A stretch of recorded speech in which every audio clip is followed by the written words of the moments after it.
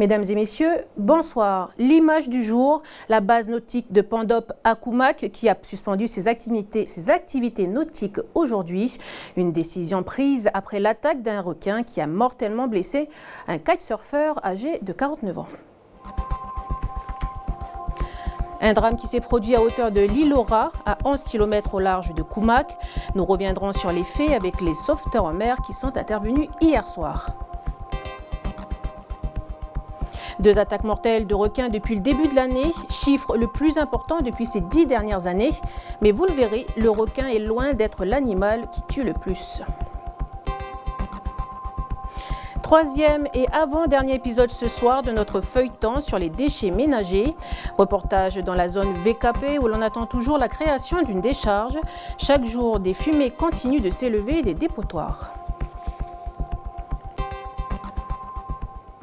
Et nous vous l'annoncions hier, un kitesurfer australien âgé de 49 ans est mort suite à l'attaque d'un requin. Le drame s'est déroulé en fin d'après-midi à 11 km de cette plage à l'intérieur du grand récif de Koumak. La victime était en vacances au pays à bord d'un catamaran. Les autres membres de l'équipage ont alerté le MRCC. Les secours en mer de la commune sont alors intervenus. On écoute l'un des secouristes. Quand le MRCC nous appelait, c'était un problème, c'était une personne qui avait un problème respiratoire. Donc, ce n'est qu'arrivé sur place que nous avons constaté que c'était que la victime justement avait des problèmes parce qu'elle avait subi une attaque de requin. Le temps qu'on intervienne, les personnes qui étaient à bord du catamaran qui sont allées récupérer le kitesurfer, donc avaient déjà commencé à pratiquer les gestes d'urgence, le massage cardiaque et la respiration artificielle. À notre arrivée, nous avons pris le relais. Nous avons demandé donc par VHF l'autorisation au médecin de pouvoir transborder la victime sur notre semi-rigide pour le ramener le plus vite possible à terre. Et à quai, donc le médecin qui nous attendait sur place n'a pu que constater le décès. Des propos recueillis par l'INSEE WAMO. Cet après-midi, le conseil municipal de Koumak s'est réuni pour évaluer les mesures de précaution à prendre pour la baignade et les activités nautiques. Certains ont pris les devants, comme le club L'Étoile du Lagan, installé à la base nautique de Pandop à Koumak. Toutes les activités nautiques sont suspendues. L'INSEE WAMO était sur place. À la marina de Koumak, pas un seul bateau de voile n'est sur l'eau. Ce matin, à la base nautique de Pandop, il n'y a que Xavier Vanny, le responsable de la structure et son assistant. Même si aucune interdiction de baignade n'a encore été donnée par la commune, le club a préféré suspendre les activités nautiques. J'ai appelé mon président de l'association, Nicolas Picot, qui était au courant de l'accident et donc il a décidé pour aujourd'hui de suspendre toutes les activités nautiques. Donc là, pour l'instant, j'attends un coup de fil ou un arrêté de la mairie qui m'autorise ou pas à reprendre les activités nautiques. Ici, on ne sent pas une trop grande inquiétude. Certains amateurs de sport nautique sont même venus cet après-midi s'exercer à la voile sur le sable. La mairie a tout de même émis un communiqué de prudence à ses administrés. En 10 ans, il y a eu 6 attaques mortelles au pays, dont 2 kitesurfers. Alors pourquoi ces kitesurfers sont-ils pris pour cible? Il y a quelques mois déjà, Philippe Tirard, spécialiste des requins, répondait à cette question. Dans le pourcentage d'accidentés, le kitesurf, surf confondu, tout ça, pour l'instant, ça représente que 10%. Et ça devrait être en augmentation, à mon avis, un peu plus tard. Alors le kitesurf, à mon avis, c'est un des sports les plus dangereux actuellement pour les attaques de requins. Parce que vu d'en dessous, sous la mer, pour un requin, un kitesurfer ressemble à un oiseau qui se pose ou qui décolle. En plus, quand le kitesurfer tombe dans l'eau, la voile a tendance à tirer le corps hors de l'eau. Et vu d'en dessous, ça ressemble un peu à des jambes qui gigotent. On dirait un poisson qui est pris à une ligne de traîne. Et alors qu'aujourd'hui s'ouvrent à Rio les Jeux paralympiques, la chaîne CNN Africa fait le portrait d'un athlète sud-africain au parcours particulier, Ahmad Hassiem. Victime d'une attaque de requin en 2006, il y perd sa jambe droite. Ce drame qui aurait pu enterrer à tout jamais sa vie de sportif s'est révélé être un nouveau départ pour ce nageur. Des images de CNN Africa commentées par Clémence Lanceron. C'était il y a 10 ans, à Cape Town, en Afrique du Sud. Ahmad Hassiem a 13 ans et vient se baigner ici, en compagnie de son petit frère. Ahmad perçoit une ombre à la surface de l'eau, crie à son petit frère de sortir. Il le sauve, tandis qu'il se fait arracher la jambe droite par le squale. Un requin blanc de 4,70 m. L'accident fait la une de la presse locale. Ahmad est alors déprimé, voyant la fin programmée de sa vie de sportif. C'est sa compatriote Nathalie Dutoit, nageuse paralympique, qui lui redonne espoir. Alors Ahmad se met au travail, avec acharnement. 2 ans plus tard, il participe aux Jeux de Beijing. En 2012, il est présent à ceux de Londres, où il remporte la médaille de bronze aux 100 mètres papillon et bat par la même occasion le record d'Afrique. C'est dans ce bassin qu'il découvre son surnom, scandé par les supporters en délire. Shark Boy, littéralement le garçon requin. Un surnom qui lui ouvre une nouvelle voie. Le voici désormais défenseur des requins. Il participe activement à des opérations de protection de l'espèce. Un engagement qui fait sens, car pour lui, ce squale lui a donné une leçon de vie. Aussi, s'engager aux côtés des requins est une manière de le remercier. Et puis dans le monde, est-ce que les attaques se multiplient? Eh bien non. Regardez cette courbe. En 10 ans, les attaques mortelles de requins n'ont jamais dépassé la barre des 10. Seul pic en 2011 avec 13 morts. En fait, malgré l'image du super prédateur des dents de la mer, le requin ne figure même pas dans le top 15 des animaux qui tuent le plus d'hommes chaque année. Vous allez voir sur le podium, les serial killers sont beaucoup plus petits. Vanessa Kédé.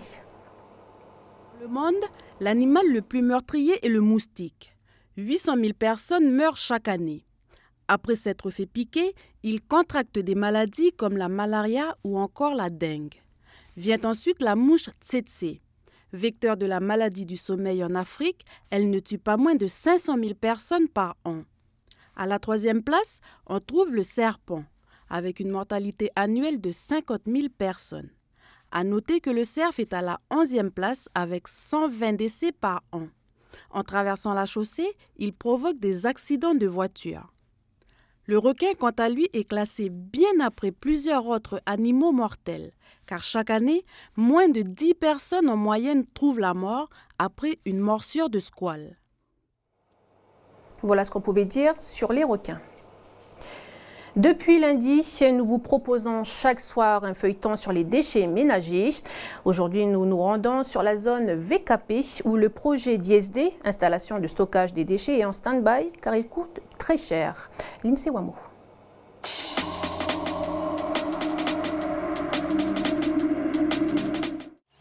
Aujourd'hui encore, le deuxième bassin de population le plus important de Nouvelle-Calédonie ne compte pas d'installation de gestion des déchets répondant aux normes du Code de l'environnement. Dans la zone VKP, malgré la réglementation, chaque semaine, des fumées s'échappent des dépotoirs municipaux. L'installation d'un site pour les traitements des déchets non dangereux en normes dans la zone VKP, autrement dit une ISD, fait partie des projets de la province Nord en concertation avec les communes. Et cette ISD a failli voir le jour. En 2013, un opérateur s'est proposé pour assurer l'investissement de cette installation, en même temps que la gestion des déchets miniers de KNS qu'il allait bientôt assurer. Mais l'usine décide de traiter elle-même ses déchets et le projet tombe à l'eau, car la gestion seule des déchets non dangereux n'est pas vraiment une activité lucrative. Aujourd'hui même, le CIVOM, le syndicat intercommunal des communes de Vaud, Koné et Pointe-Boute, qui s'occupe de la gestion des dépotoirs, est déficitaire. Le CIVOM ne peut actuellement assurer cet investissement. Il appartient alors aux communes et à la province de mettre la main à la poche. Et le coût pour une ISD a une note salée. Sur VKP, on peut raisonnablement penser que l'investissement pourra s'élever à un montant proche du milliard de francs en investissement. Donc c'est un investissement qui est assez important, qui n'est pas anodin pour les communes, mais que la province pourra en tout cas, a déjà accompagné pour ce qui concerne les autres communes, donc accompagnera aussi VKP à réaliser ces investissements. La raison d'un tel coût, la nécessité d'avoir une ISD conséquente face à une population qui augmente, mais aussi d'anticiper la fin de l'ISD de Kaalagomen, qui lui reste théoriquement encore un peu plus d'une vingtaine d'années à vivre. Demain, vous verrez comment certains déchets électroménagers reprennent vie. Et on enchaîne avec les vidéos qui font le buzz sur la toile. C'est dans le web du Pacifique, préparé par Stéphanie Marlier.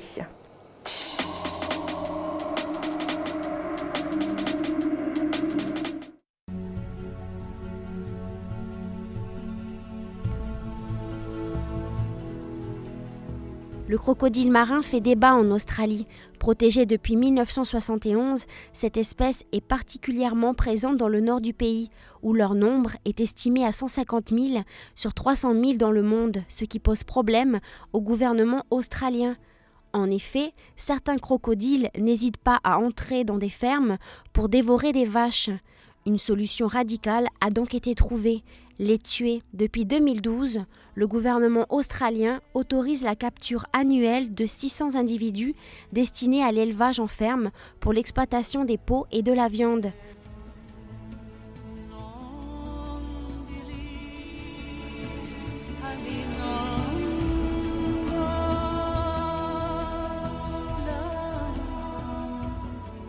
Même si le danger est réel, il est très rare que des personnes soient tuées par un crocodile marin. Dans la majorité des cas, il s'agit de personnes imprudentes, nageant n'importe où, en rivière ou en mer. Donc si vous allez en Australie, soyez attentifs aux panneaux.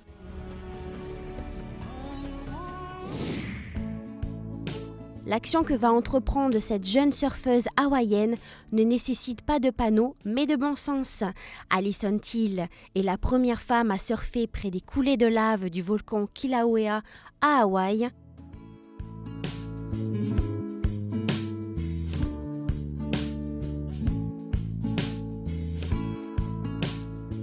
Attention, ceci n'est pas à reproduire.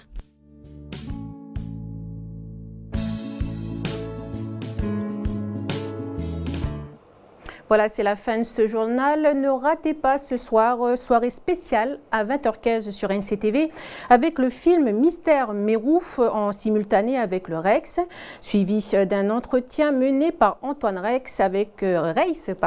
avec le directeur du Festival des images sous-marines. Mais tout de suite, retrouvez un épisode de Sam et Maïté. Et puis Chloé Yentao testera pour nous la confection de sushi. Voilà, merci de nous avoir suivis. Belle soirée à vous.